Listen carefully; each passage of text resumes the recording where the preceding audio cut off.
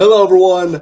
I am Matthew Thomas. This is Super Cool Radio. I'm very excited for this episode. Have a great guest joining me at this time. He is the drummer for Smile Empty Soul. You can catch him on tour with Autumn Academy and Stone Eye as part of the Follow the Herd tour starting on April 28th. Please welcome Ty Del Rose. How's it going, everybody? Great to be here. Thank you so much for joining me for this episode. I'm as I said, I'm very excited to chat with you at this time. Right on, man. The pleasure's mine. So before really jump into everything, I know you and Smile Empty Soul have been very busy lately, but I'm going to start with a fun question. What music have you been listening to this week outside of Smile Empty Soul? What music have I been listening to this week? So I actually had a long drive. So I live in California, but my family's out here in Illinois. So I actually made a nice long road trip. And one of my favorite things to do on road trips is just look for new music. And so I'll have a bunch of Spotify playlists and you have the recommended tunes and you can just cycle through a million times and find all kinds of cool stuff. So I've actually been on a bit of a Brazilian jazz kick, which is interesting. I listen to a little bit of everything, like even like some of the off the wall stuff that like no one would ever guess. But yeah, I found some Brazilian jazz tune I liked, and just the playlist just kept growing from there. And I was not expecting that answer. I've heard a lot of different answers, but Brazilian jazz has not been one of them. Right. Yeah, it's good stuff, man. But besides that, I've been revisiting a lot of like my old like early 2000s like hip hop and pop tunes from when I was in middle school and high school. Like there's been like a lot of like Outkast and Ja Rule. I'm trying to think who else, like Eminem, like all that old stuff that was popular when I was like a kid. Like I've been in like that nostalgic phase where I've been revisiting some of those old classics. And of course I'm big on classic rock, like Led Zeppelin, Rush are my two favorite bands. And so I've been jamming a nice little melting pot of everything. Yeah, it definitely sounds like it. I haven't heard Outkast in a very long time. It brings me back to the Matt Hoffman Pro BMX days, if you ever played that video game. Mm-hmm.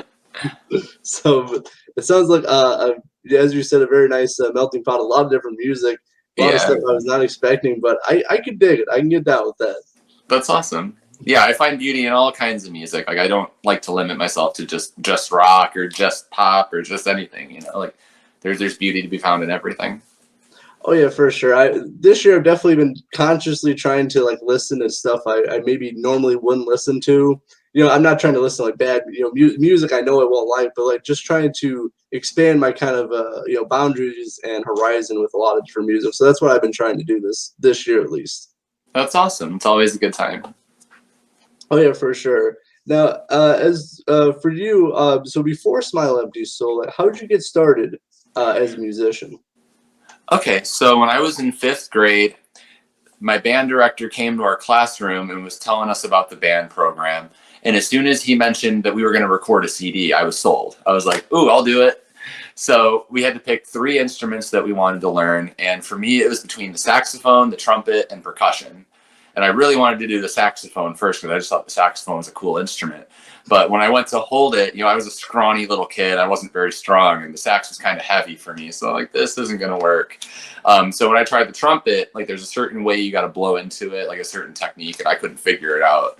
So, but when I had the percussion, when they put the little practice pad in front of me, the director showed me a little pattern, and it came naturally to me. And then they busted out the set of bells and showed me a melody. I played the melody back, and I'm like, okay, so this is what I'm sticking with. It's just coming natural. It's easy. I like it. So, and then I just went on from there. I continued on into 7th grade, and then I quit the band program when I went into middle school because I had a different director that wasn't so nice to work with. He was kind of a jerk. He had a tendency to humiliate you in front of the whole class if you made a mistake or if you did something out of line, and it just got a little draining for me. So I'm like, I'm not going to do this anymore. So I started taking drum lessons instead, just at this local music shop in Crest Hill, Illinois, called Mr. Bill's. It's sadly no longer around. It's like a bookstore now or something like that. But that's where I learned how to play the kit. I had a drum set that I got for my 12th birthday, and I was taking lessons to get better at, starting off learning rock songs. And then we went into jazz fusion and started studying different like jazz fusion techniques and grooves and dynamics and all that stuff. And then when I was 15, my next door neighbor at the time played guitar. And, he would sometimes hear me bashing on the drums next door because, I was a pretty loud hitter. And so one day, inevitably, we ended up getting together and just started jamming. And he was really into the whole like 80s glam metal scene, like Motley Crue, Poison, all that stuff. He was really into that. And I was more into like the classic, like, Rush and Zeppelin and like Iron Maiden and stuff like that at the time. So like our influences kind of connected a little bit. And then we had a bass player that I played football with in middle school. And he was also really good friends with my neighbor. And so we all just kind of came together and started a band. First we were called Schism, and then we changed our name to Down and Dirty a little bit later. And we kind of did the whole glam metal thing for a little bit. And we did Rocklahoma in 2009, which was a fun time. My next door neighbor went down to the Rocklahoma the year before and made some connections. And through that, we were able to get into the VIP campground the next year and do a little set like to close the whole thing out, which was kind of cool. Yeah, it definitely sounds like it. And to do like a huge music festival, especially like not just kind of not starting out, but like kind of your first kind of exposure to like huge music festival. Probably was a lot of fun though. Yeah, it was a lot of fun. We were only 17 at the time. We weren't even old enough to drink or smoke or party or anything like that. It was just, we're these little high school kids that came down to do this fest all the way from Chicago, and so it was cool. And it opened up a lot of doors. Like I ended up parting ways after that, just because like at the time, like I kind of wanted to push in a different direction musically, and so we were kind of clashing creatively and personally a little bit at the time. When you're young and you're a kid, you can kind of be stubborn and set in your ways, and you're learning how to like work as a team as you go. So I ended up moving on and started playing in some pop punk bands because that was what was popular around when I was a kid at the time where I grew up, and made connections through that, and then just kept working my way through various bands from there. Yeah, it sounds really cool. Especially, I mean, you're starting fifth grade playing drums and just kind of progressing through there, seeing all the progression. I think it's really cool. So how'd you join Smile Empty Soul? Okay, so in 2016, I was playing in a band called Romantic Rebel, and this was the first band that I actually toured with. Like I'd always done just kind of local stuff up until that point.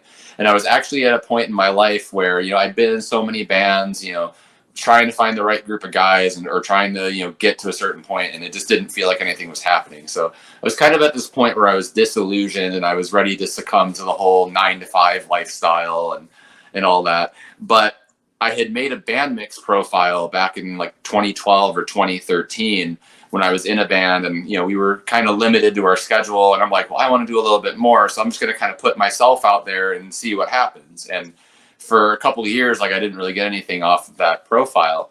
And then one day I get a message out of the blue from the guitarist of this band called Romantic Rebel. And they were an active rock band from Chicago. They were touring, they had, a record out, and, were looking to tour and hopefully sign to a label and all that. And they needed a fill-in drummer for Louder Than Life in Louisville, Kentucky. And I'm like, oh my God, like, yeah, I'll totally do it. So I kind of just threw out there when we were rehearsing that, if this works out, I'd be down to do more shows and stick around. And they were like, okay, that's good to know. So anyway, I toured with them for pretty much most of the end of 2015, the beginning of 2016. And the last tour that we did together was as direct support for Smile Empty Soul. And so that was like a 2-month tour all across the US. And long story short, things went to shit with Romantic Rebel on that run. I won't get into all the details, but yeah, it just wasn't working out. So we ended up kind of falling apart on that run. But 2 years later, fast forward, and Sean found himself in a position where he needed a fill-in drummer for an upcoming tour. And so he reached out to me on Instagram out of the blue one day. He's like, hey bro, like, I might need a fill-in drummer for tours. Is that something you'd be interested in? And I was like, fuck yeah, that's something I'd be interested in. Are you kidding? Like, I'm not going to say no to that. So yeah, and then I played my first show with Smile on August 30th, 2018, which was actually 2 years to the day that I played my last show with Romantic Rebel, which was kind of funny. But yeah, that's how it happened. You get those coincidences in life where stuff kind of just either lines up, or the anniversary or stuff like that. It's always cool when life kind of does unique things like that. Absolutely. But that's really awesome. I know, like, for you, like definitely listening to the live, Smile and Be Soul live, like the new album, Black Pill, like I can really I really like the whole kind of aesthetic of Smile Empty Soul, like the whole like sound and vibe you guys got going. Oh, thank you, my man. Of course. And like for you, has there been any like drummers that like your favorite drummers you kind of you looked up to, or like some that influenced you growing up? Oh, absolutely. So my two biggest influences are Neil Peart from Rush and John Bonham from Led Zeppelin. Rest in peace to both of them. They're both Those two are fantastic drummers, like two of the greatest drummers to have ever lived. Another drummer that I'd consider like a huge influence, one that I think is not talked about enough, is Dave Aberzies. He's one of Pearl Jam's former drummers back in from '91 to '94 when they were in their prime. And Matt Cameron's another favorite drummer of mine. He's with Pearl Jam now and used to play in Soundgarden. Tony Royster Jr. is another monster drummer I like. Chad Gracie from Live, another drummer I think isn't talked about enough. Like there's so many fantastic drummers from like the early '90s grunge scene that really influenced me a lot, and like classic rock drummers, jazz drummers. Like if the rhythms captivate me and the energy's there, like I take influence from it. That's a really good way of looking at it. If it connects with you and hits you, I mean, it's always something to take influence with. Absolutely. And I know I did mention so the latest album from Smile Up Your Soul, released the end of last year, is Black Pilled. I believe you recorded with for that album, I believe, right? Yes, I did. So how was it recording that album? Because I think it's a little bit of a different. It's still like it has a Smile Up Your Soul vibe to it. But I think I really like just the whole like listening to the album, like the whole completeness of it. I think it's a little bit different. I really enjoy it. Right on. Thank you, my man. Yeah. So we recorded that album at Firebrand Recording down in St. Louis with Brian Schaefer is the name of the engineer who did it. He's fantastic to work with, like super quick and easy. Like he's got his like drum sounds down to a science. Like he's really good at placing the mics and knowing what to do to get the right sound for the track. And so we love working with him. And we actually did our last couple EPs with him as well, 2020 and Sheep, which was 2020 and 2019 respectively. And since I started recording with Smile, it's just been me and Sean in the studio. Like I'll lay down the drums and he does everything else, and it just comes together. And we've been sending it out to this guy Jimmy Alexander. He's down in Australia. He mixed Sheep and Black Pilled. And then there was a guy, Sean Dothager, who mixed 2020. So basically we do the recording at Firebrand, we send it out to be mixed and mastered, and then we put it out. So it's really awesome, and I just really like the sound of it. Just the kind of the progression from the last couple albums, and with Black Pill. You and Sean obviously work really well together. Obviously, just with the music, and obviously with the live show as well. You guys are just really awesome. You really connect. Thank you, my man. I appreciate the kind words. Yeah, of course. But I did want to talk about, because I saw you made a post, talking about live shows and Smile Empty Soul. Like, even though you are only two members, that you guys can make the music 100% live. And I'm curious, like, how do you guys do that? All right, so we've been through quite a few touring bassists over the last couple of years, and then after the last one that we had, like Sean was kind of tossing the idea around of figuring out a way to do it himself. And he found this pickup called a Little Thunder. And what it is it's a pickup that you put in the neck pickup of your guitar, and you turn it on. It requires like battery power. It has to be charged every so often. But you can select it to do either the first two or first three strings, and it'll transpose those strings down an octave in real time. And then you hook it up with a stereo output jack, so you can split the signal of the two pickups, so that the regular guitar pickup goes to his guitar signal and then his guitar amp, and then the bass signal goes into an entirely separate chain, and then that goes to a bass amp. And he'll use tuner pedals to kill each signal. So if he wants just the guitar or just the bass at any given time, he can do that. And then I instead of being in the back like the drummer normally would be, I'm now up front on stage right with him. So, and I kind of turn myself at an angle, so I get to be really close to the audience. I get to engage with the audience more. So I feel like ever since we've gone to the 2-man setup, like there's just been a whole different energy to our live show, and it's awesome. Like we both feel that fire, and like I said, like there's no backing tracks. Like I'm not even playing to a click track. It's all just 100% raw and in your face the whole time. And I really like that because like that's rock and roll. Like there, it just people playing music. It's in real time and it's live, and I think that's what rock and roll is. Absolutely. Like I said, I'm an old soul when it comes to music, and like back in the 70s, they didn't even have that kind of technology. Like you had to be good at what you did. If you wanted to do strings, or if you wanted to have like keyboards, if you had to have a string player or a keyboard player, there was no way around it. You had to have musicianship. You just had to figure out a way to do it. Yeah, And no, exactly. It is very true with everything that if you can make if you made it in the studio and you wanted to produce it live, you have to produce it live. Like there's no cheating it when it comes to that. exactly. So, but I think that's really cool, and I think I've been on a kick lately, like because I saw Dirty Honey and Mammoth Van Halen, and since seeing that show earlier this year, like I've been on a huge kick of like just listening to like rock and roll music that like they can produce 100% live, and I've been finding a lot of great bands who do that. Obviously, with you guys as well, Smile Empty Soul, and it's just really awesome because it is so cool to see musicians play live. At least that's why like I'm always entertained by it because you actually see them work and produce music live. Oh, absolutely. And there's nothing like that human connection. I mean, like, I'll admit, like, if a band can use tracks tastefully to fill out the sound, I mean, I'm all for that. If it makes their sound, what they're looking for, then more power to them. But there's just nothing like that connection of a real human performance, like the emotion that you get from a guitarist just in the moment, just wailing on a guitar solo, or the drummer, like, if there's a lot of energy in the room and they need to speed up a BPM or two to kind of capture that energy instead of being confined to a click track, that's what it's all about to me, just that human element. And I feel like there's a lot of bands that have kind of lost sight of that these days. And, I'm all about that old school, just raw, in your face performance at all times. Yeah, I'm not. To me, if you have backing tracks, as you said, if they work, that it can work with the music, I think it should be an aid and not just the performance. That's the Mm-hmm. way I look with the backing tracks. Like if you can put it in and it makes sense and it works, I'm okay with that. But as I think people are trying to be too perfect when it comes to this, and that's to me that's not really what music and rock and roll is. It does have that human element in it. Absolutely. And I'd rather hear a band that gives a far from perfect performance that's raw and in the moment than essentially listen to the record live. Yeah, no, I totally feel you on that, and so that's when I go to a show, I want to be entertained, I want to have a great time, and that's what rock and roll does. Exactly.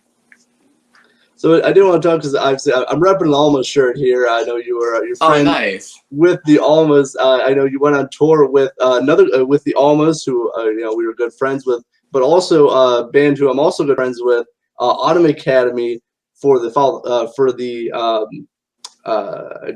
the tour that was it Follow the Herd or The Follow the Herd, and the last tour we just did together was the Swallow the Pill tour. Swallow the Pill. There we go. I was trying to figure the tour name. I have notes and yet I didn't put that in. Anyway, Uh, so how was it touring with the Almas and Autumn Academy? Oh, dude, it was wonderful. Like, they were both such great bands. I've known the Almas for years. They're incredible people, incredible musicians. They work really hard at what they do. Autumn Academy, like, they were really cool and just down to earth guys to tour with. There's one segment in their show where they do like a drum solo and then they both come out with the floor toms and they're all just bashing on the drums. I just think that's the coolest thing. I'm a drummer. Obviously, I love that kind of stuff. So it was definitely fun, like hanging out with those guys every night the last couple weeks on the last tour. Like it was a good time.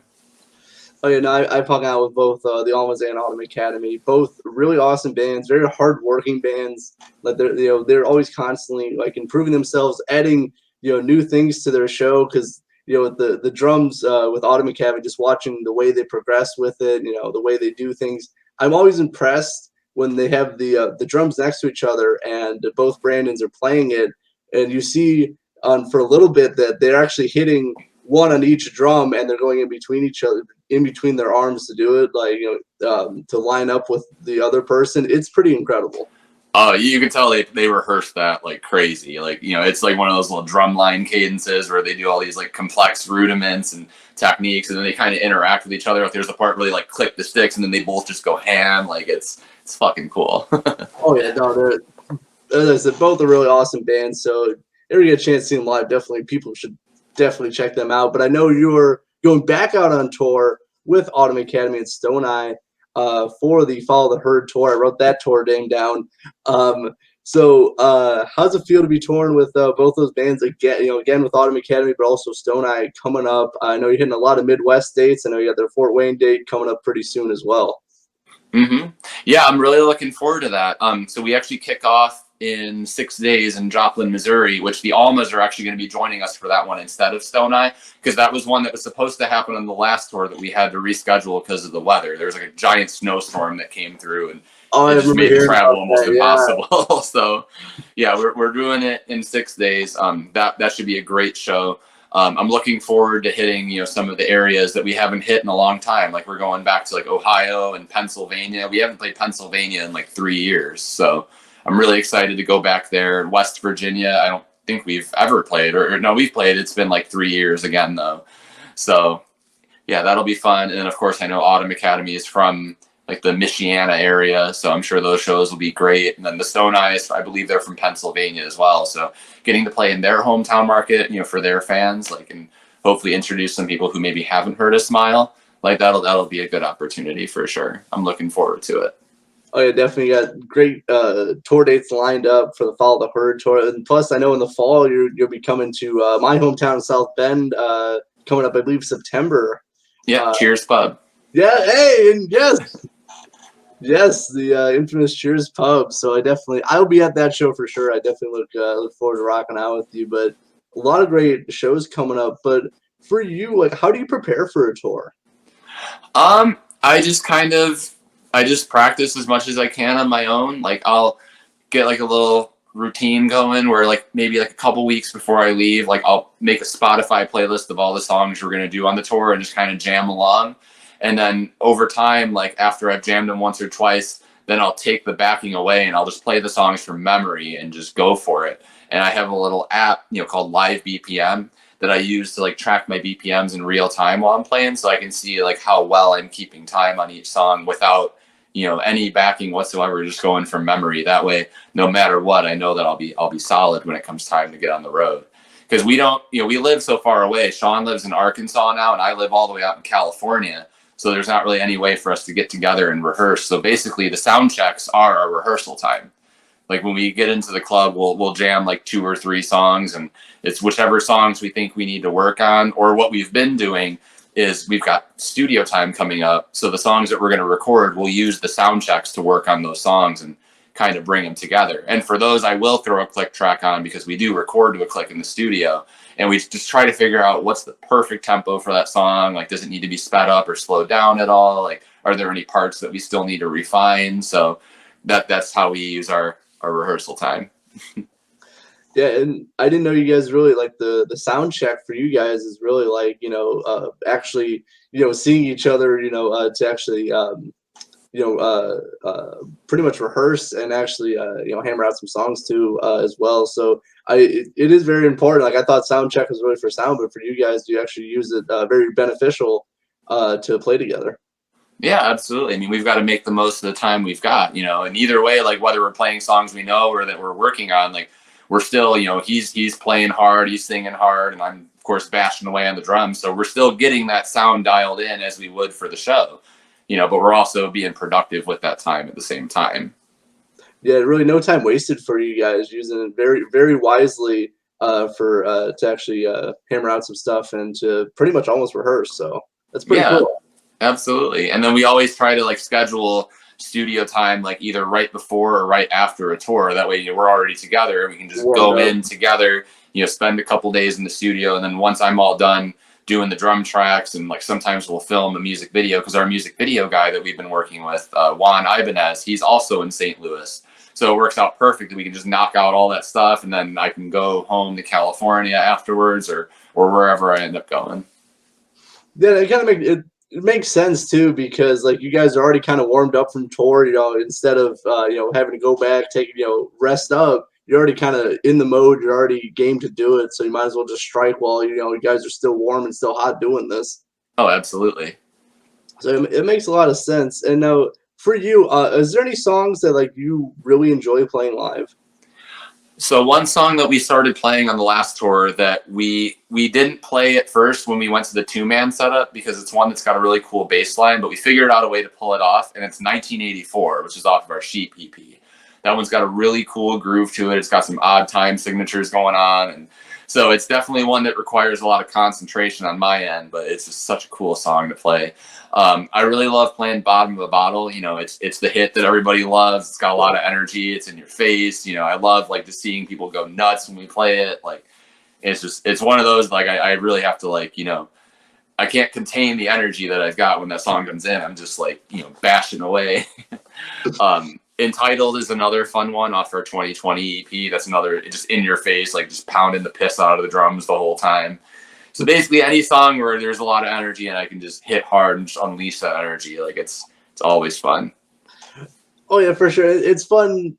Like when I go to shows, if the people on stage are getting into the show, I'm getting in the show too, because it's just the energy. It's very contagious, and just once you see someone else get into it, everyone else gets into it.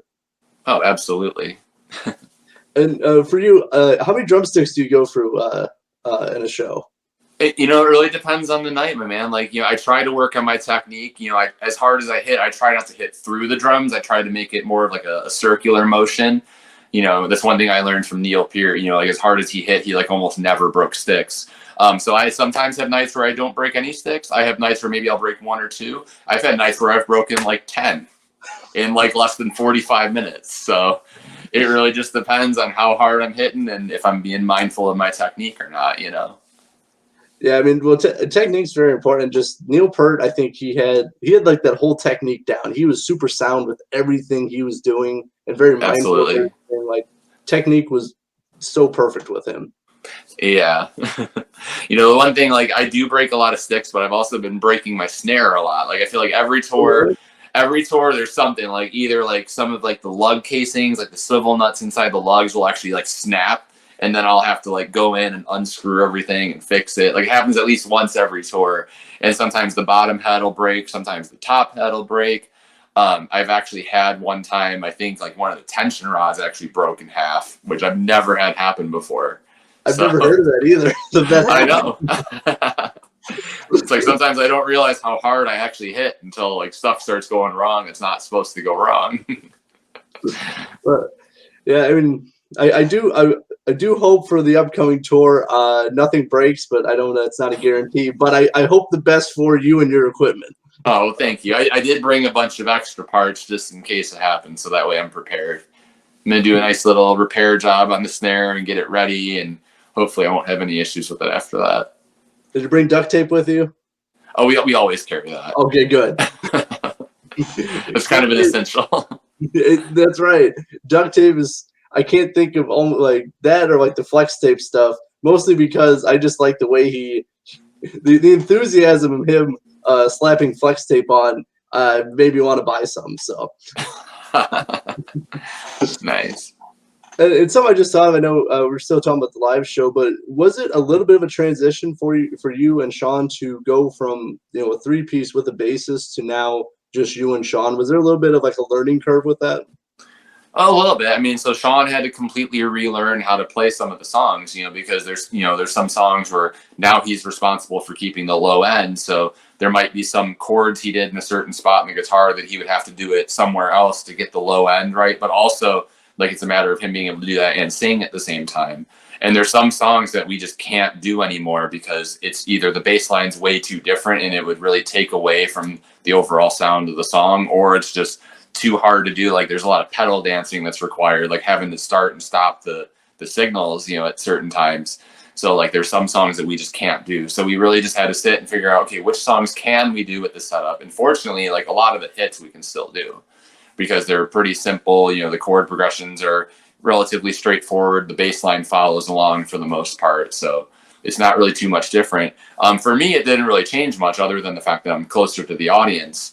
But you know, now that there's only 2 of us locking in with each other instead of 3, I almost feel like our performances have even gotten a little bit tighter because Sean and I have been playing together for almost 4 years now. So we've kind of got our usual like playing styles like down and locked in with each other. So I feel like every tour, like we just get more and more locked in with the songs that we've been playing for years.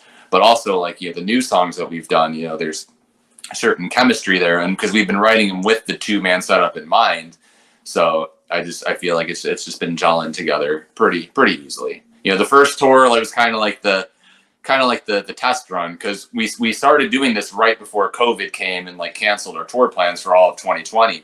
So 2021 was the first time we were able to try the 2-man setup out live. So Sean had a bit of time to fuck with it in between that whole time we were off, but that was the first time we actually got to do it together. And even from that tour to the next tour, like, there were certain things that, like, we figured out, like, okay, this will work better here, and so it's definitely developed over time for sure. Well, that's really good. It sounds like you guys got like most of it down pretty much. Where obviously working together, before even trying this transition, I think helped you guys because you already have that chemistry, that relationship established. Plus, you can be closer to the stage. I don't know if you're familiar with the Lines of Loyalty. They kind of have a similar setup. And I always thought that was cool, because, drummers they get buried in the back a little bit where you don't get to see them working as hard. You don't really get to see them working. And it's always cool to watch. I like watching all the different musicians. So I try to, check out the drummer, see what he's doing. I know, like, some for the spin, some for their sticks. It's cool to see what kind of flares and different things they do. Oh, absolutely.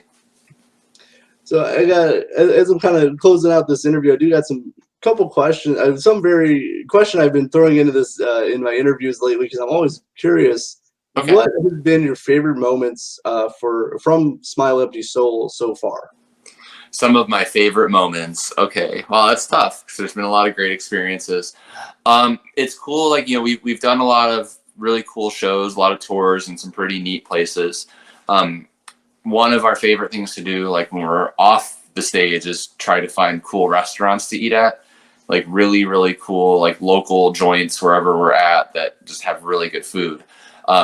So we've discovered a lot of cool stuff. Like, as far as barbecue goes, there's Terry Black's in Austin, Texas. And then there's this place called Joe's in Kansas City that's also really good. Like, some of the best barbecue I've ever had. And then for, like, Chinese, like, Asian food, like, there's this place in North Hollywood, California, actually close to where I live, called Crew Thai. And that's some of the best Thai food I've ever had in my life. So I've gotten to experience a lot of great food as part of the touring process. But also some of the shows that we played are like things I never thought I'd ever do. Like, we played the main stage at Incarceration in 2019, and we did the main stage at Blue Ridge Rock Fest in 2019, which we're also doing again this year. I don't know what stage we're on just yet, but hopefully the main stage. That would be awesome to do that again. But yeah, we've done some cool festivals. I've gotten to open for some really awesome bands. Like, we're going on tour with Tantric in the fall. Like, those guys are fun to play with. We've done shows like when we played Blue Ridge, we opened for Godsmack. They headlined that stage. Stone Temple Pilots played that stage too. Like, I actually got to like look and see Eric Kretz's kit backstage, and even see the guys walking around backstage. Like, it was just kind of a trip because that's a band I've looked up to since I was a kid, and to be on that same stage with them, it was just like, wow, is this really happening right now? So I've had some pretty awesome experiences, like experiences where I have to try not to fanboy too much because I am still a music lover at heart, even though I'm a professional musician myself now. But still, like, getting to share the stage with some musicians I've looked up to for a long time is really cool. Oh yeah, definitely. It sounds like a trip and a really cool experience, especially when you're first starting out. You don't really think this is like, oh, it'd be cool if I get to share a stage or get to open for them. But then it actually happens. Like, it's a very unique experience, and I would fanboy out too. I would do the same thing if it was right. Or if I meet people, I'm getting better where I don't act as nervous, but like, there's some people who like I've met and I go, man, why I just sounded so stupid. Why did I say that? So I'm getting better with that. Oh yeah, me too. I've always been relatively socially awkward, but the older I get, the more I find that confidence and that will not to say anything too stupid, Yeah, the too stupid part, I still do that occasionally. Like, airline food, what's up with that? Why did I say that? Oh, that's really awesome. And I have to throw in one wacky question before I wrap up this interview. What are 5 things that are guaranteed to be in a refrigerator? 5 things that are guaranteed to be in my refrigerator. Oh my gosh. Pop. I love pop. Coca-Cola, root beer. which whatever I'm in the mood. Orange soda, like I love all kinds of soda. Pop or energy drinks, I'm going to count that as the same one because they're basically the same thing. Yeah. Grapes, I love grapes. Orange juice, I do like orange juice. What else? Does a freezer count, or does it have to be fridge? Freezer, sure. I mean, it's your interview. You can stretch it if you want. Okay. I'm trying to think of like other fridge things. I usually keep a thing of heavy cream because I do love to make pastas like Alfredos and mac and cheeses and spaghetti. And I've been learning how to make the sauces myself because I love fettuccine Alfredo more than anything. So I'm always trying to perfect that recipe. So I keep heavy cream usually. And then I keep a bunch of frozen meals just in case I'm too lazy to cook anything. Like I'll keep like frozen fettuccine Alfredos or like chickens or, just whatever looks delicious. I'll always peruse the selection at the grocery store and just whatever I'm in the mood for, I'll just stock up on a couple of them. I do like that. How close are you to perfecting the fettuccine Alfredo? Still got a ways to go, and that's the beauty of cooking. It's just like, with anything, like experimentation is key. I found a recipe that I really like that I think tastes good, but now I'm in the experimental phase where, okay, next time I make it, I'm going to try using these cheeses instead, or I'm going to try, maybe adding this much of this and just seeing how it affects the flavor of it. And, from there, I'll kind of learn, what I like and, how I'd want to make my own like signature recipe and just take it from there. I really like that mindset too, because you can, apply that to everything. Once you get the base down of like, this is like kind of the procedure of how to do it, then you're like, okay, now I can start, maybe I'll try this or do this, or maybe I'll try, change it up just a little bit. And I think that's really cool. And obviously it applies to music, life, pretty much everything. Absolutely. Yeah. It's good to experiment, not only, for taste reasons, but also for health reasons too. Like I'm trying to be more mindful of what I'm putting in my body and paying attention to like, the ingredients that are in certain things and like how they affect my health and my body. And so, I try to be mindful of those things and make choices for recipes that, maybe will preserve the taste that I like, but might be a little bit healthier than those frozen meals that are packed with sodium and packed with things that maybe aren't so good to be eating all the time. So, yeah, for sure. I know I haven't been super, as healthy as I can be, especially lately, because I've just been very busy and I've been making excuses why, either not to work out, not to do yoga, not to eat properly. So I am trying to at least start to, make that change and hopefully get back to feeling a little bit more healthy. I know I've been not doing as much yoga as I used to. I started like right before COVID hit. I really started doing yoga, and then I kind of recently kind of fell off with that. So I'm trying to get back into doing that. I feel I struggle with holding myself accountable for those kind of things as well. I used to always run around the block like 3 times a week. I'd go for like 3 or 4 miles, and I would do like push-ups and sit-ups and just, healthy things. And then I fall into these funks sometimes and I get lazy. It's like, oh, I can't run because I got to do this and I don't want to be too tired. But, it's like at the end of the then it just snowballs into one thing or another. And then next thing I know, like months have gone by and I've just been sitting on the couch and not exercising or doing anything healthy. So I always have to try to hold myself accountable and have this voice in my head that says, hey, you're being lazy, like get back out there and go do something. Yeah, I know. I took a few days off, like last, because I started working out again, and I took a few days off because like Easter, I was, really busy like with last week. So getting back into it this week, it was kind of brutal. It was like, I just took like a half a week off, and yeah, it was a little bit of a rough transition to get back into working out again. Yeah. But for you, as I'm wrapping up this interview, I should have transitioned better from health to wrapping up this interview, but I didn't. That's okay. It's okay. What are the plans for Smile Empty Soul for the rest of this year? Okay, so we are about to leave on the Follow the Herd tour in 6 days, and that's going to be about a 3.5-week run in the Midwest and the Northeast. Then we're in the studio after that. We're tracking our new EP called The Loss of Everything. And then we're going on tour with Tantric in August, and that one's called The Loss of All Things Tour. And on that tour, we're going to be doing a couple festivals, including the Northwoods Rock Rally in Glen Flora, Wisconsin, Lots of awesome bands playing that. I can't wait. And then Blue Ridge Rock Fest in Virginia later in September. That one I'm really looking forward to as well. And then I know we have more tour plans in like October, November, somewhere around that area, which I believe we're going to be going back down to Florida and the Southeast, which is usually in the winter months we stay south where it's warmer, and we come up north in the warmer months like in the spring and summer. So yeah, just the usual tour grind and just staying busy, and we'll be putting out some new music around October-ish as well, I believe. So just to stay in busy, that's the plan. Hey, right on. I'd rather be busy than not. So really happy for you guys. Got some great shows coming up. 2 really great tours, some festival dates. That's actually very smart to tour in the warm weather in the winter and then come up the Midwest in the summertime. That's actually very smart. Yeah, absolutely. And we try not to overplay a market too much. There's markets like what we've tried to come to like once a year, but you don't want to overdo it either, because it's like then it kind of messes with your draw and gets people. You want to get people excited to have to wait to see it again, but then it makes that wait worth it. You know what I mean? Yeah, there's a big balance with everything.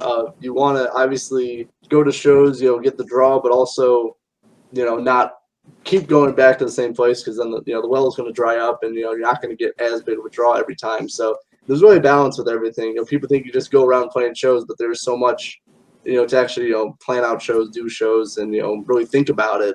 That there's a lot to it.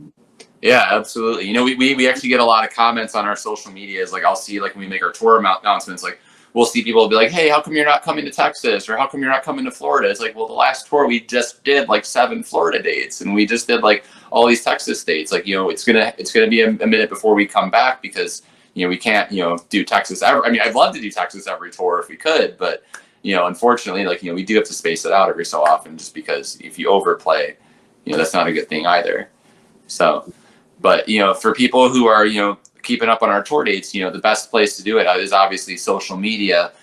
You can hit that button like up at the top where you hit like following, and then you can put us in your favorites. That way you'll always see our posts, first, because sometimes those tour announcements do get buried in the social media algorithms. So, and this goes for any band, like, if you're trying to follow any band, like always hit that favorites button. That way you'll be the first to know when these announcements pop up, and you won't miss another one. Yeah, very, very good tip as well, because with social media, I actively try to have to, I have to stay up with, with stuff, because I'm, obviously media and press and all that.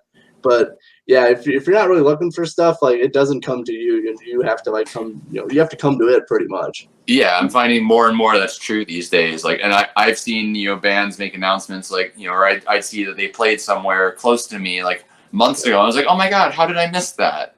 But it's like you really have to go hunt for it now these days, it seems like. So yeah, it seems like I'm seeing posts that are like 4 or 5 days old, like on my Facebook feed. I was like, well, I wish I would have known about that when it was happening 4 or 5 days ago. But right, now we're here. Yeah. But I'm going to drop some links for Smile Empty Soul and the social media links as well in the description of the interview. Make sure to check out Stream Support. See them live when you can. As I said, follow the Herd Tour starting on April 28th as well. But Ty, I had a really great time chatting with you. Thank you so much for the really great interview. Absolutely, my man. It was my pleasure. It was a great time. And that's what I go for here on Super Cool Radio. But for Tidal Rose of Smile Empty Soul, I'm your host as always, Matthew Thomas. Thank you so much for watching and listening to Super Cool Radio. Stay frosty. Stay frosty.